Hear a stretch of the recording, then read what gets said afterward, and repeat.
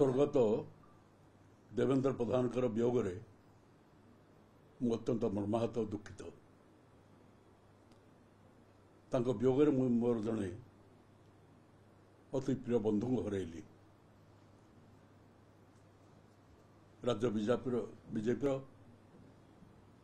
मु प्रथम सभापति थी एवं से द्वितीय सभापति।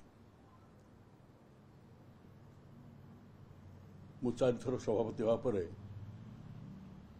देवेन्द्र प्रधान से सभापति सर्वसम्मत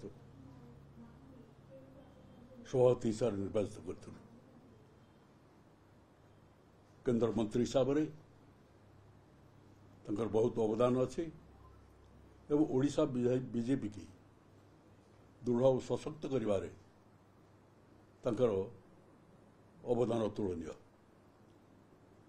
केन्द्र मंत्री हिसाब से ओडिशा विकास क्षेत्र में सड़क परिवहन विशेष भाव में गुरुत्वपूर्ण भूमिका रही। राज्य बीजेपी की जो भाग रे से संगठित करी संगठन को दृढ़ करते प्रशंसनीय।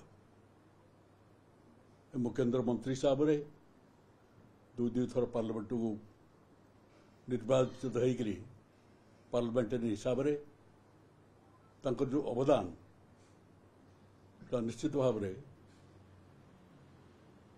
लोकों पाखे से स्मरणीय हो रही। तेणु जड़े विशिष्ट राजनेता दलीय दृष्टि जड़े टाणुआ संगठक केन्द्र मंत्री हिसाब से जो अवदान रही ओडिशा लोक केवे भूली पारिबेनी। वियोगे